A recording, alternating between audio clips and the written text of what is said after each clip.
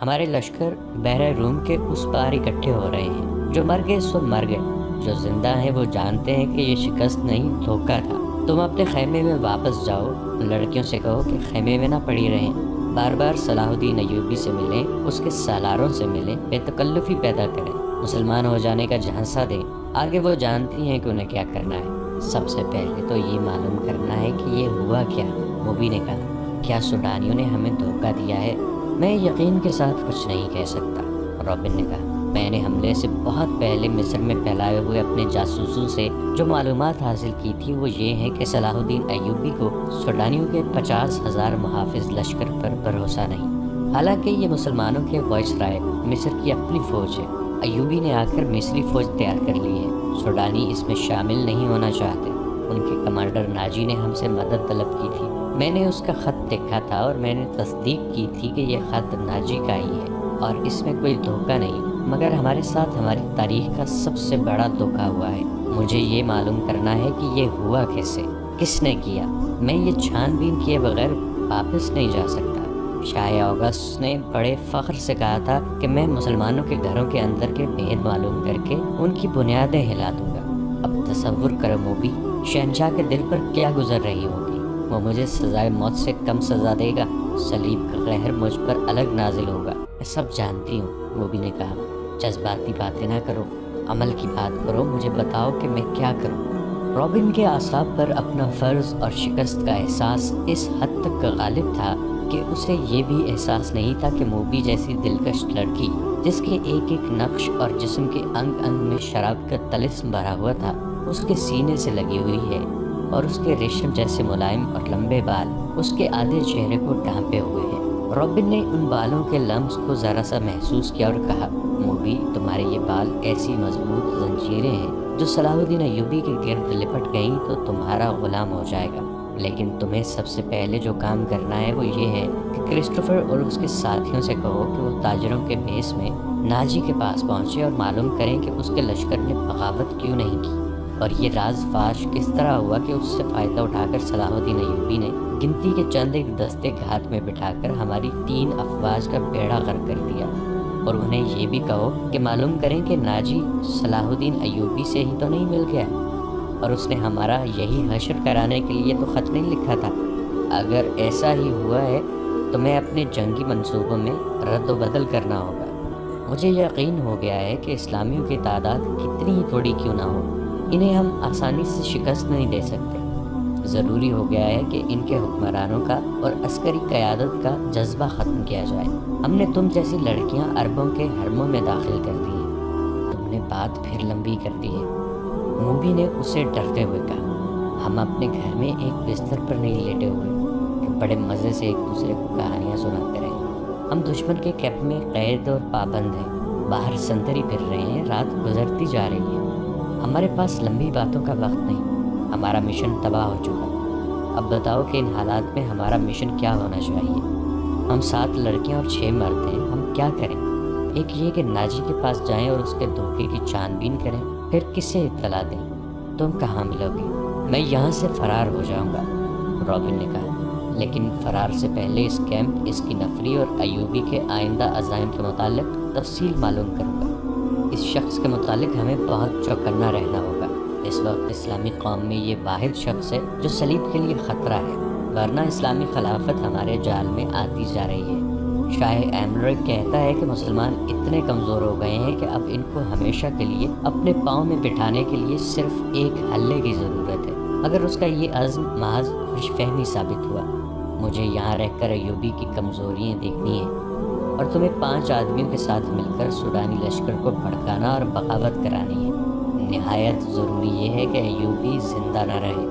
اگر وہ زندہ رہے تو ہمارے اس قید خانے میں زندہ رہے جہاں وہ عمر کی آخری گھڑی تک سورج نہ دیکھ سکے اور رات کو آسمان کا اسے ایک بھی تارا نظر نہ آئے۔ تم پہلے اپنے خیمے میں جاؤ اور اپنی 6 لڑکیوں کو ان کا کام سمجھا دو۔ انہیں خاص طور پر ذہن نشین کراؤ کہ اس آدمی کا نام علی بن سفیان ہے جسے ان ریشمی بالوں، شربتی آنکھوں اور اتنے دلکش جسموں سے ایسا بے قرار کرنا ہے کہ وہ صلاح الدین کے کام کا نہ رہے۔ اور اگر ہو سکے تو اس کے اور صلاح الدین ایوبی کے درمیان ایسی غلط فہمی پیدا کرنی ہے کہ ایک دوسرے کے دشمن ہو جائیں۔ تم سب اچھی طرح جانتی ہو کہ دو مردوں میں غلط فہمی اور دشمنی کس طرح پیدا کی جاتی ہے۔ جاؤ اور لڑکیوں کو مکمل ہدایات دے کر کرسٹوفر کے پاس بھیجو۔ اسے میرا سلام کہنا اور یہ بھی کہنا کہ تیرے تیر کو ایوبی پر ہی آ کر خطا ہونا تھا۔ اب اس گناہ کا کفارہ ادا کرو اور جو کام تمہیں سونپا گیا ہے وہ 100% پورا کرو۔ رابن نے موبی کے بالوں کو چوم کر کہا، تمہیں صلیب پر اپنی عزت بھی قربان کرنی پڑے گی، لیکن خدا یسوع مسیح کی نظروں میں تم مریم کی طرح کنواری ہوگی۔ اسلام کو جڑ سے اکھاڑنا ہے۔ ہم نے یروشلم لے لیا ہے، مصر بھی ہمارا ہوگا۔ موبی رابن کے بستر سے نکلی اور خیمے کے پردے کے پاس جا کر پردہ اٹھایا۔ باہر جھانکا، اندھیرے میں اسے کچھ بھی نظر نہ آیا۔ وہ باہر نکل گئی اور خیمے کی اوٹ سے دیکھا کہ سنتری کہاں ہے۔ اسے دور کسی کے گنگنانے کی آواز سنائی دی۔ یہ سنتری ہی ہو سکتا تھا۔ موبی چل پڑی اور درختوں سے گزرتی قدم قدم پر پیچھے دیکھتی۔ وہ ٹیلے تک پہنچ گئی اور اپنے خیمے کا رخ کر لیا۔ نصف راستہ طے ہو گیا کہ اسے دو آدمیوں کی دبی دبی باتوں کی آوازیں سنائی دینے لگی۔ یہ آوازیں اس کے خیمے کے قریب معلوم ہوتی تھیں۔ اسے یہ خطرہ نظر آنے لگا کہ سنتری نے معلوم کر لیا ہے کہ ایک لڑکی غائب ہے اور وہ کسی دوسرے سنتری کو یا اپنے کمانڈر کو بلا رہا ہے۔ اس نے سوچا کہ خیمے میں جانے کے بجائے اپنے ان 5 ساتھیوں کے پاس چلی جائے جو مراکشی تاجروں کے بھیس میں کوئی 1.5 میل دور خیمہ زن تھے۔ مگر اسے یہ خیال بھی آ گیا کہ اس کی گمشدگی سے باقی لڑکیوں پر مصیبت آ جائے گی۔ وہ تھیں تو پوری چالاک، پھر بھی ان پر پابندیاں سخت ہونے کا خطرہ تھا اور کوئی چارہ کار بھی نہ تھی۔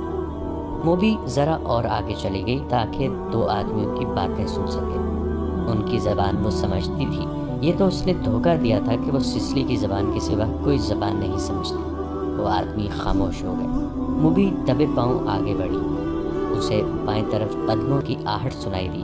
اس نے چونک کر دیکھا، درختوں کے درمیان اسے ایک سیاہ سایہ جو کسی انسان کا تھا جاتا نظر آیا۔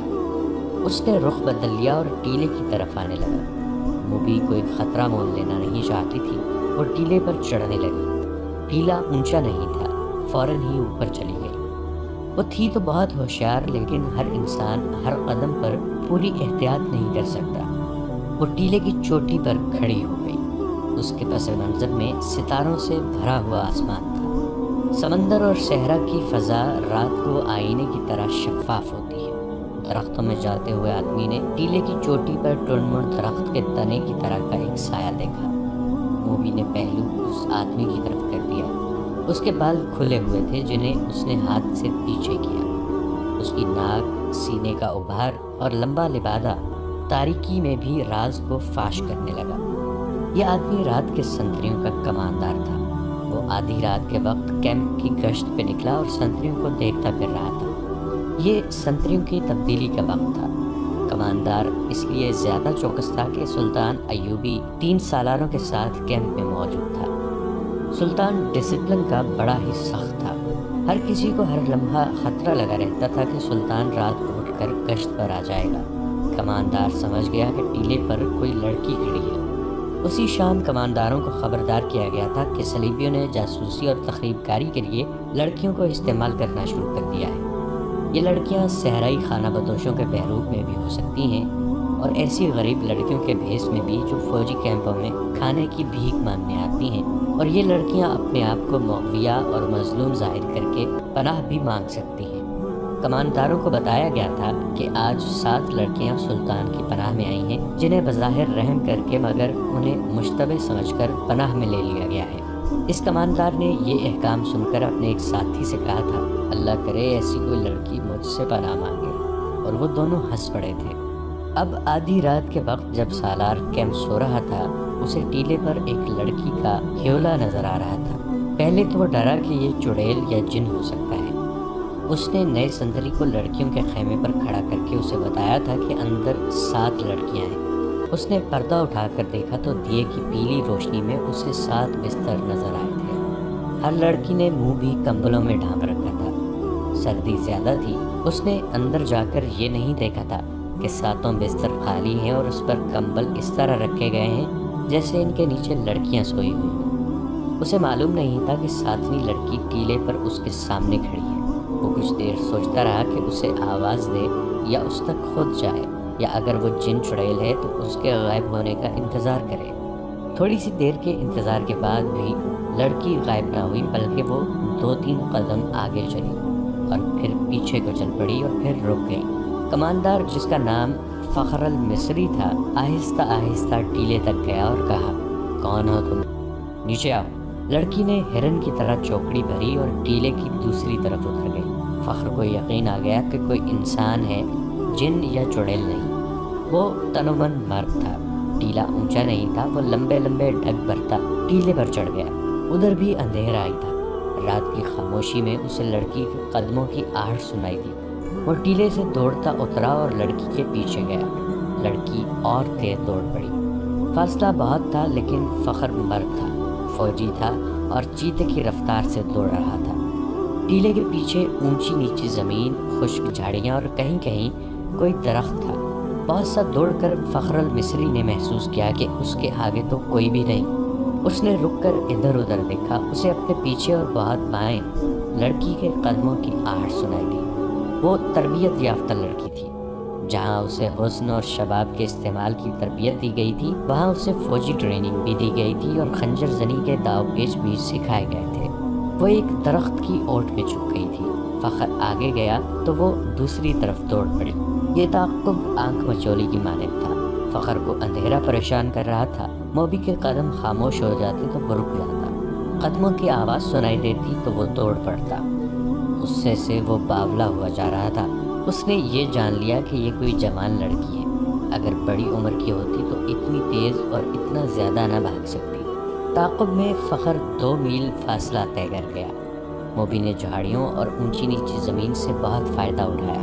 اس کے مرد ساتھیوں کا ڈیرا قریب آ گیا تھا۔ وہ دوڑتی ہوئی وہاں تک جا پہنچی۔ اس نے اپنے آدمیوں کو آوازیں دیں۔ وہ گھبرا کے جاگے اور خیمے سے باہر آئے۔ ایک نے مشل جلا لی۔ یہ ڈنڈے کے سرے پر لپیٹے ہوئے کپڑے تھے۔ ان کی آنکھ کی روشنی بہت زیادہ تھی۔ فخر نے تلوار سونت لی اور ہانپتا کانپتا ان کے سامنے جا کھڑا ہوا۔ اس نے دیکھا کہ یہ 5 آدمی لباس سے سفری تاجر نظر آتے ہیں اور مسلمان لگتے ہیں۔ لڑکی ان میں سے ایک کی ٹانگوں کو دونوں بازوؤں میں مضبوطی سے پکڑے بیٹھی ہوئی تھی۔ مشل کے ناچتے شعلے میں اس کے چہرے پر گھبراہٹ اور خوف نظر آ رہا تھا۔ اس کا سینہ ابھر اور بیٹھ رہا تھا۔ اس کی سانسیں پوری طرح اکھڑی ہوئی تھی۔ یہ لڑکی میرے حوالے کر دو، فخر المصری نے حکم کے لہجے میں کہا۔ یہ ایک نہیں، ایک آدمی نے التجا کے لہجے میں جواب دیا۔ ہم نے تو 7 لڑکیاں آپ کے سلطان کے حوالے کی ہیں، آپ اسے لے جا سکتے ہیں۔ نہیں، موبی نے اس کی ٹانگوں کو اور مضبوطی سے پکڑتے ہوئے روتے ہوئے اور خوف زدہ لہجے میں کہا، میں اس کے ساتھ نہیں جاؤں گی۔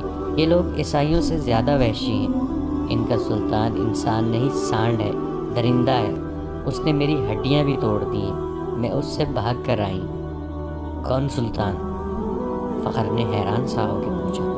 وہی جسے تم صلاح الدین ایوبی کہتے ہو، موبی نے جواب دیا۔ وہ اب مصر کی عربی بولی بول رہی تھی۔ یہ لڑکی جھوٹ بول رہی ہے، فخر نے کہا اور پوچھا، یہ ہے کون؟ تمہاری کیا لگتی ہے؟ اندر آ جاؤ دوست، باہر سردی ہے۔ ایک آدمی نے فخر سے کہا، تلوار نیام میں ڈال لو، ہم تاجر ہیں، ہم سے آپ کو کیا خطرہ؟ آؤ اس لڑکی کی بپتا سن لو۔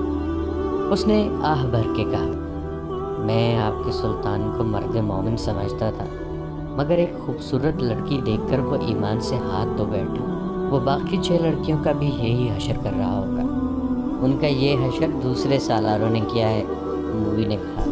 شام کو ان بیچاریوں کو اپنے خیمے میں لے گئے تھے اور انہیں بے سود کر کے خیمے میں ڈال دیا۔ وہ خیمے میں بے ہوش پڑی ہے۔ فخر المصری تلوار نیام میں ڈال کر ان کے ساتھ خیمے میں چلا گیا۔ اندر جا کر بیٹھے تو ایک آدمی نے آگ جلا کر قہوے کے لیے پانی رکھا اور اس میں جانے کیا کچھ ڈالتا رہا۔ دوسرے آدمی نے فخر سے پوچھا کہ اس کا رتبہ کیا ہے۔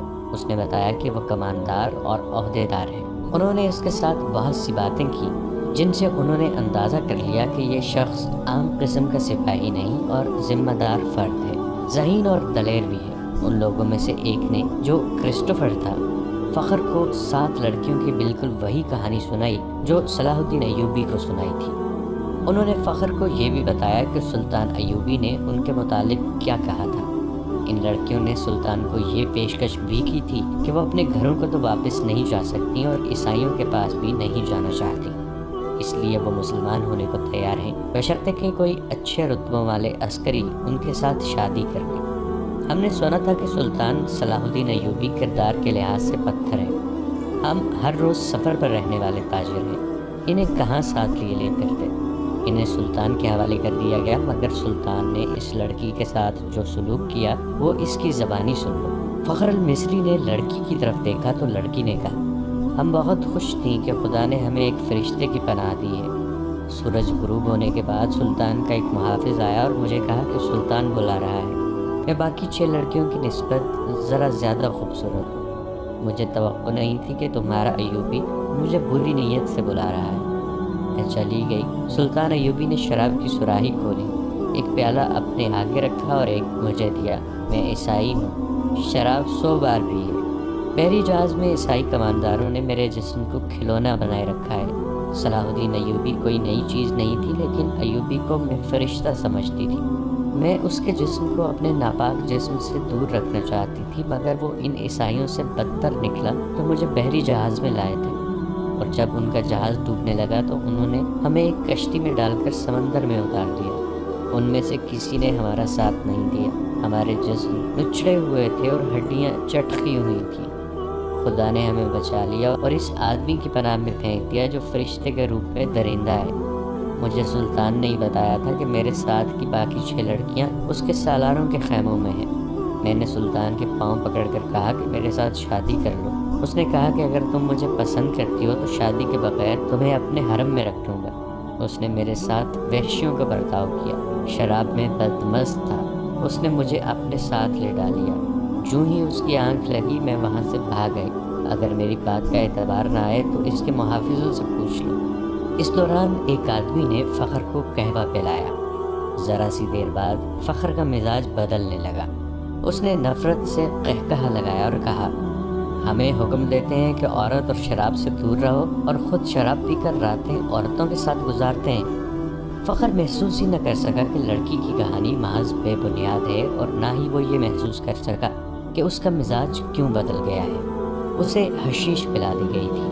اس پر ایسا نشہ طاری ہو چکا تھا جسے وہ نشہ نہیں سمجھتا تھا۔ وہ اب اپنے تصوروں میں بادشاہ بن چکا تھا۔ لڑکی کے چہرے پر مشعل کے شعلے کی روشنی ناچ رہی تھی۔ اس کے بکھرے ہوئے سیاہی مائل بھورے بال چمک رہے تھے۔ وہ فخر کو پہلے سے زیادہ حسین نظر آنے لگی۔ اس نے بےتاب ہو کر کہا، تم اگر چاہو تو میں تمہیں پناہ میں لیتا ہوں۔ نہیں۔ لڑکی ڈر کے پیچھے ہٹ گئی اور بولی، تم بھی میرے ساتھ اپنے سلطان جیسا سلوک کرو گے، تم مجھے اپنے خیمے میں لے جاؤ گے اور میں ایک بار پھر تمہارے سلطان کے قبضے میں آ جاؤں گی۔ ہم تو اب دوسری 6 لڑکیوں کو بچانے کی سوچ رہے ہیں، ایک تاجر نے کہا۔ ہم ان کی عزت بچانا چاہتے تھے مگر ہم سے بھول ہوئی۔ فخر الدین کی نگاہیں لڑکی پر جمی ہوئی تھیں۔ اس نے اتنی خوبصورت لڑکی کبھی نہیں دیکھی تھی۔ خیمے میں خاموشی طاری ہو گئی جسے کرسٹوفر نے توڑا۔ اس نے کہا، تم عرب سے آئے ہو یا مصری ہو؟ مصری، فخر نے کہا۔ میں 2 جنگیں لڑ چکا ہوں، اس لیے مجھے یہ عہدہ دیا گیا ہے۔ سوڈانی فوج کہاں ہے جس کا سالار ناجی ہے؟ کرسٹوفر نے پوچھا۔ اس فوج کا ایک سپاہی بھی ہمارے ساتھ نہیں آیا، فخر نے جواب دیا۔ جانتے ہو ایسا کیوں ہوا ہے؟ کرسٹوفر نے کہا۔ سوڈانیوں نے صلاح الدین ایوبی کی امارت اور کمان کو تسلیم نہیں کیا۔ وہ فوج اپنے آپ کو آزاد سمجھتی ہے۔ ناجی نے سلطان ایوبی کو بتا دیا تھا کہ وہ مصر سے چلے جائیں کیونکہ وہ غیر ملکی ہیں، اسی لیے ایوبی نے مصریوں کی فوج بنائی اور لڑانے کے لیے یہاں لے آیا۔ ناظرین، آج کی قسط میں اتنا ہی۔ ہماری نئی ویڈیوز سے باخبر رہنے کے لیے ہمارے اس چینل کو سبسکرائب کر کے نیچے موجود بیل آئیکن کو ضرور پریس کیجیے گا۔ آپ سے ملاقات ہوگی نئی ویڈیو کے ساتھ۔ تب تک کے لیے ہمارا اور آپ کا اللہ نگہبان۔